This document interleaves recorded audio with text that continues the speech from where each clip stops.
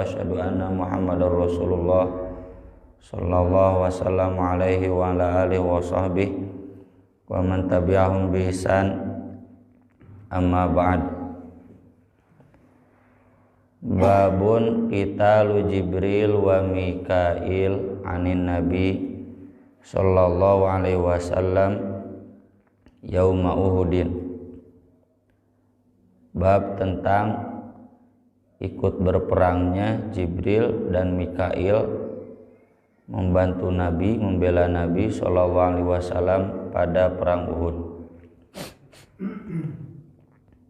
Hadisnya disampaikan oleh Sa'ad bin Abi Waqqas radhiyallahu anhu qol ra'aitu an yamini Rasulillah sallallahu alaihi wasallam wa an shimalihi yauma Uhudin rajulaini.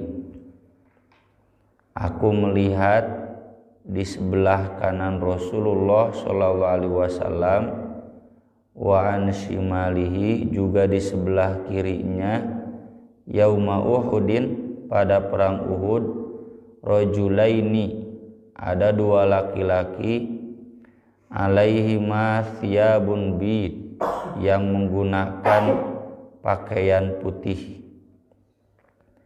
Ma ra'aituhuma, aku tidak pernah melihat keduanya qablu, sebelumnya.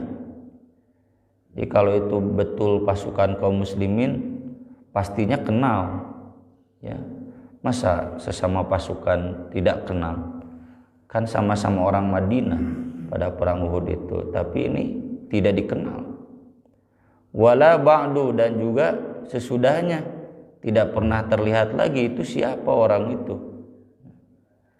Yakni yaitu Jibrila wa Mikaila alaihi wassalam, Jibril dan Mikail alaihi wassalam.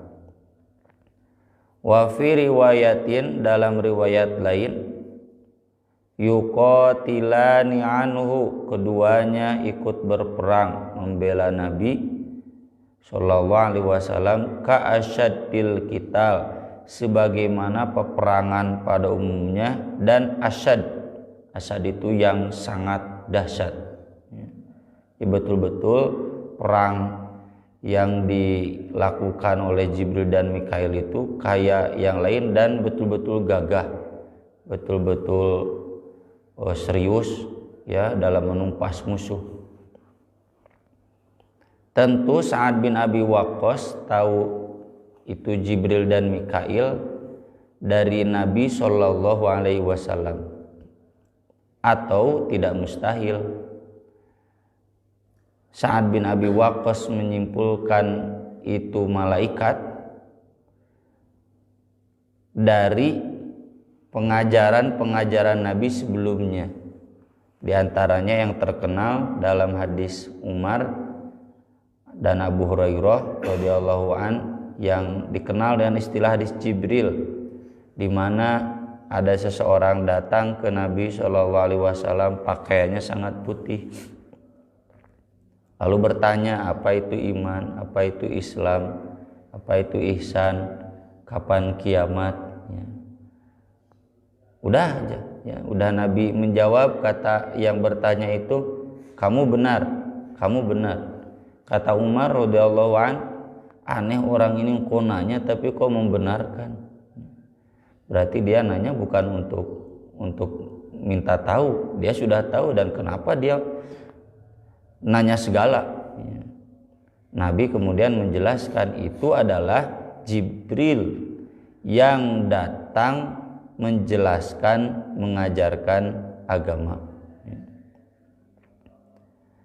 Yang kedua, dari hadis-hadis yang menyebutkan kalau Nabi sallallahu alaihi wasallam didatangi dua malaikat, itu selalu disebutkan oleh Nabi Jibril dan Mikail.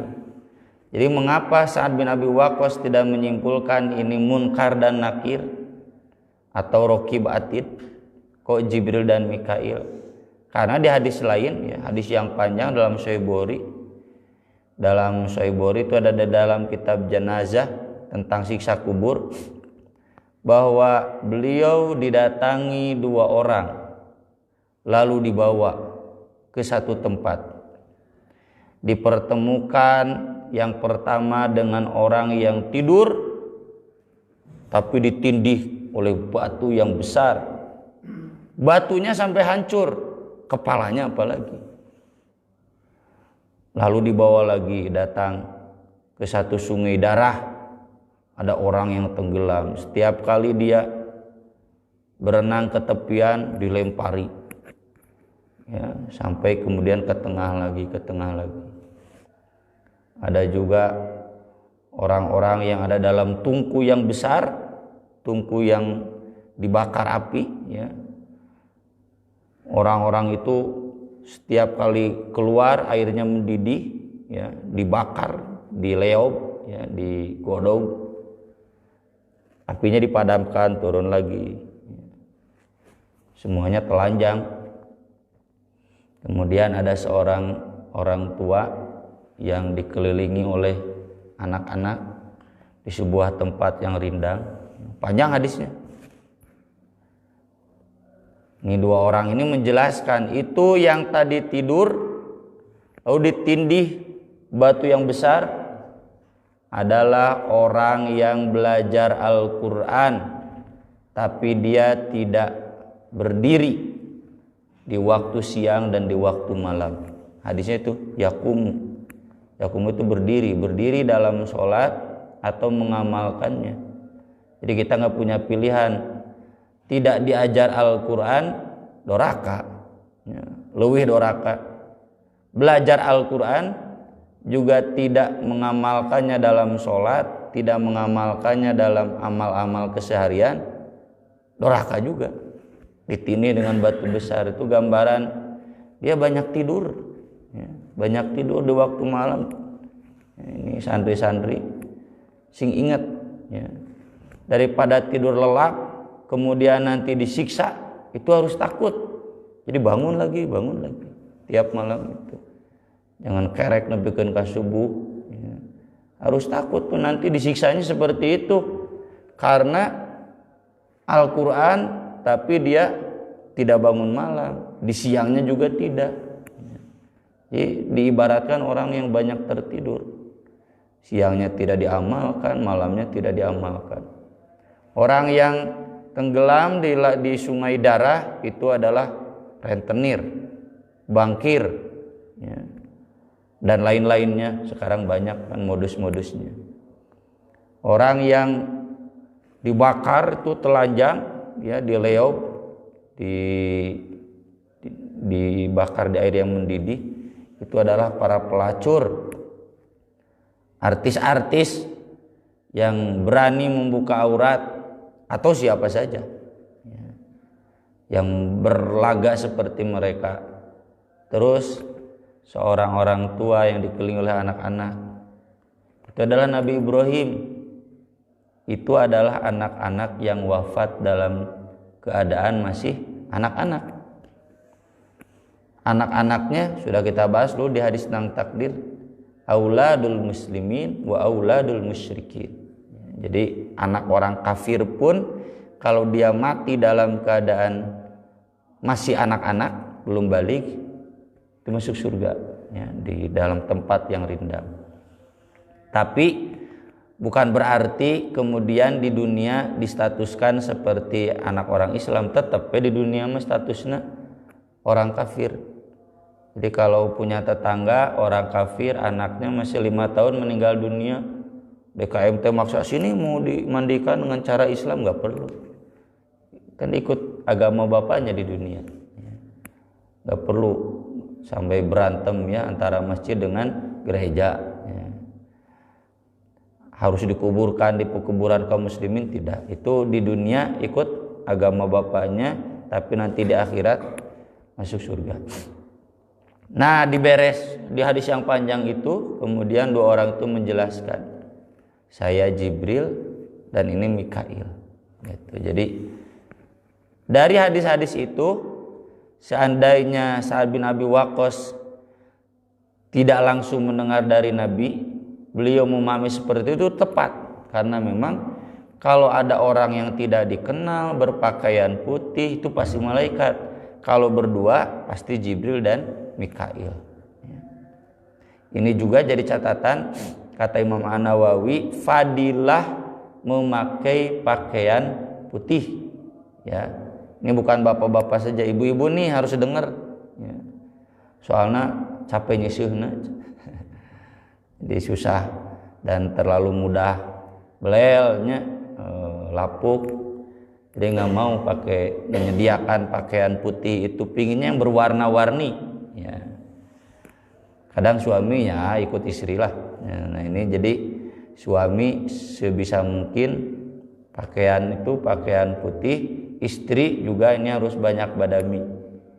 Pakaian putih itu kan Nabi sendiri yang mengajarkan, pakailah pakaian yang putih untuk orang yang hidup juga orang yang mati. Nah kita konsisten kalau orangnya orang yang mati.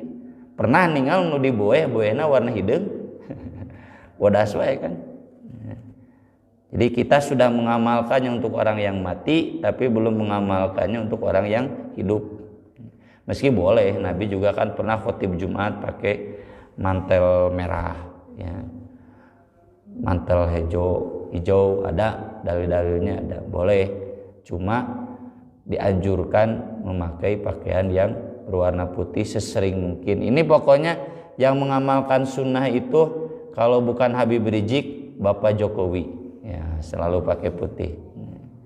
Jadi Jokowi dan Habib Rizik itu ya ahlus sunnah, ya pencinta sunnah dalam hal pakaian putih.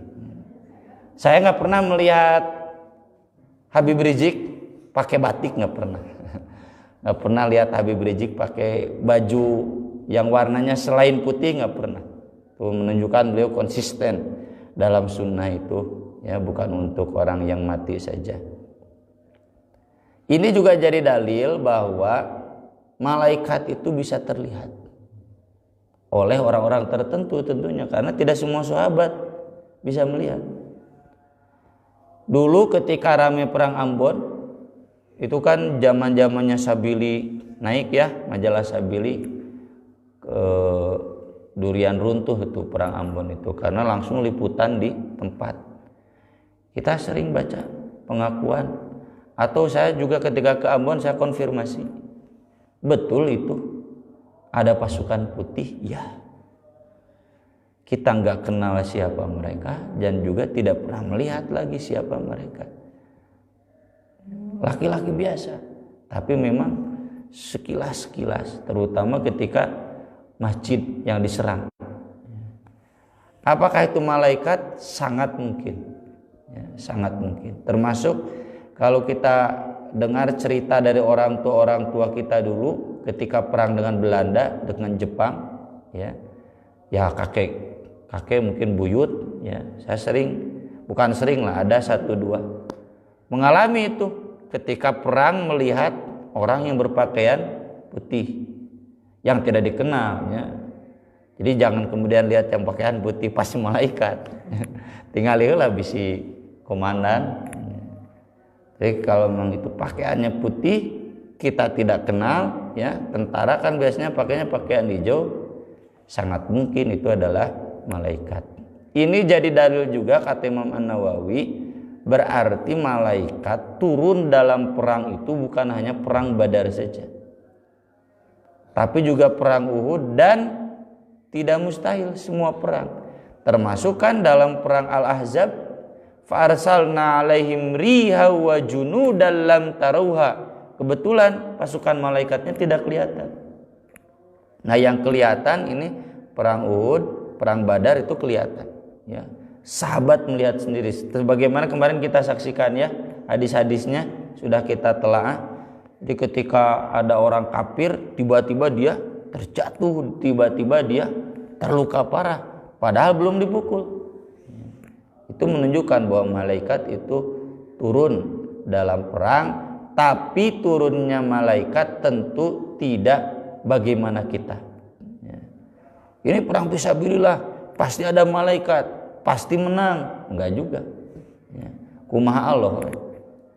Ini juga jadi dalil bahwa turunnya pasukan malaikat tidak kemudian menjamin seseorang bebas dari terluka.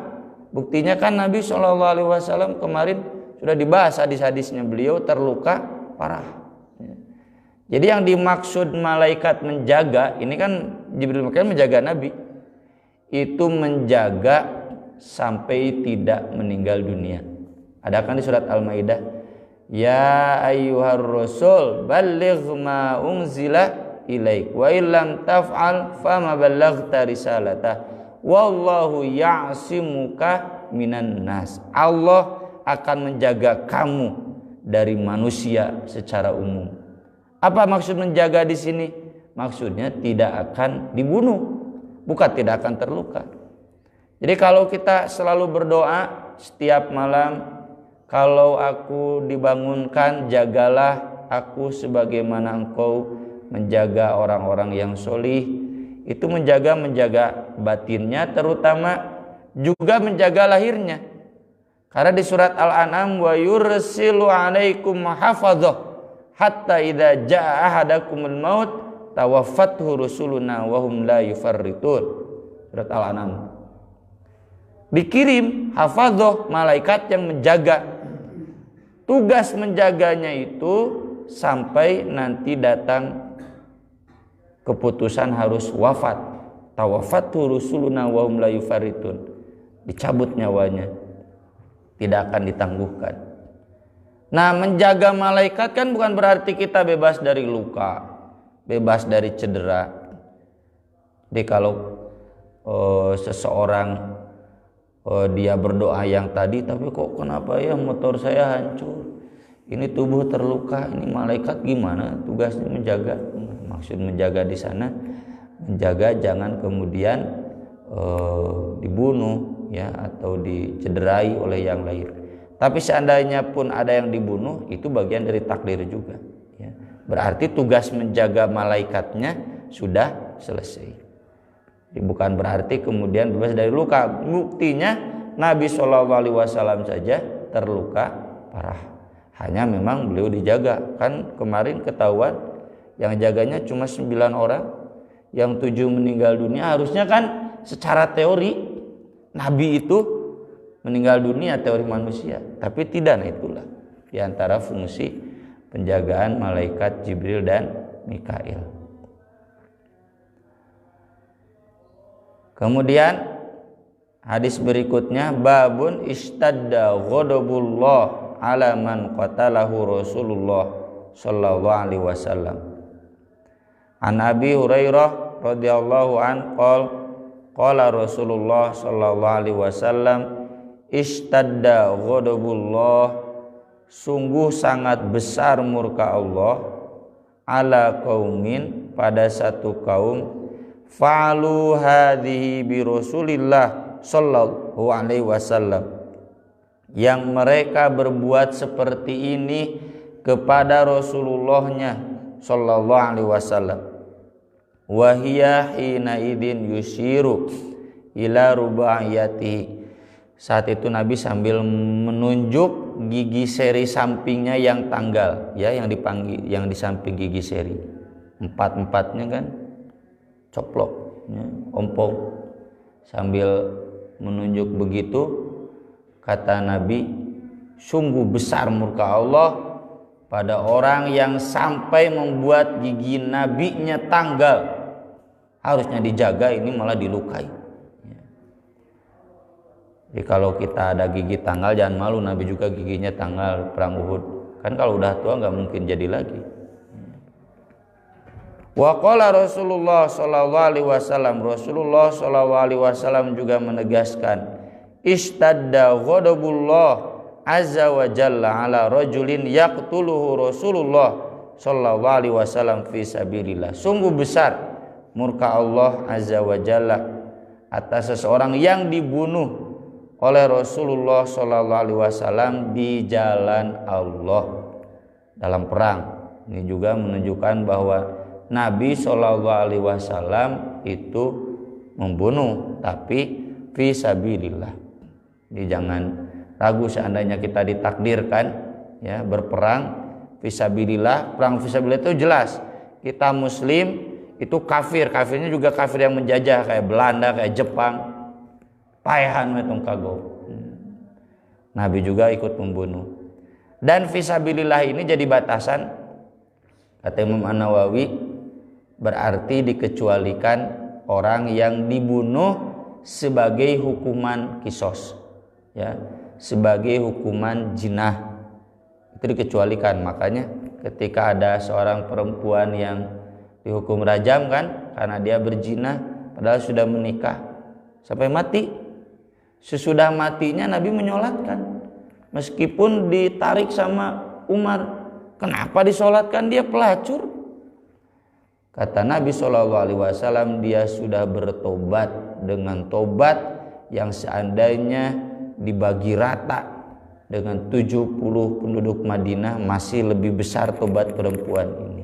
Meskipun dia pelacur, tapi dia dibunuh oleh Rasulullah bukan fisabilillah dalam perang, tapi karena dia bertobat.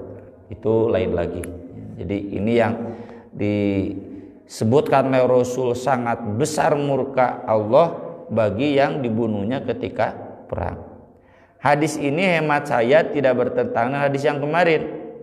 Kalau kemarin Nabi melaknat, kalau melaknat itu artinya memutus rahmat Allah. Dia tidak akan selamat sama sekali sampai akhir hayat, dia pasti masuk neraka. Itu yang ditegur oleh Allah. Laisa laka minal amri syai'un aw yatuba 'alaihim aw yu'adzibahum fa innahum dzalimun. Engkau tidak punya hak sama sekali memutuskan dia ditobat, diterima tobatnya oleh Allah, dia disiksa, enggak punya hak. Hanya Allah, lillahi ma fis samawati wa ma fil ard. Nah, kalau di sini kenapa tidak dikutip, atau karena memang tidak ada teguran dari Allah terkait seperti ayat yang tadi, karena memang ini hanya menjelaskan sungguh besar murka Allah, sama aja dengan kabura maqtan indallah an taqulu ma la taf'alun. Itu kan bukan memutus rahmat Allah sampai akhir hayat, hanya peringatan siapa saja yang mengatakan sesuatu sementara dia tidak mengamalkannya, besar murka Allah. Jadi hanya menunjukkan sungguh besar dosanya. Kalau kemudian orang yang melukai Rasul tersebut tobat masuk Islam, ya hilanglah murka Allah tersebut, ya. Seperti yang dilakukan oleh Khalid bin Walid dan Ikrimah bin Abu Jahal. Mereka adalah dua komandan perang kaum musyrikin dalam perang Uhud. Mereka kan bertobat. Jadi hadis ini tidak bertentangan hadis yang kemarin yang ditegur oleh Allah Rasul SAW. Ini hadis hanya sebatas menjelaskan betapa orang yang melakukan ini adalah pelaku dosa besar. Apalagi itu orang kafir yang mati dalam kekafiran, berarti khalidina fiha abadah. Aqulu qouli hadza wa astaghfirullah li wa lakum. Rabbana atina fid dunya hasanah wa fil akhirati hasanah wa qina adzabannar. Subhanallah wa bihamdi, subhanallahil azim, wassalatu wassalamu ala rasulina al-karim. Wassalamu alaikum.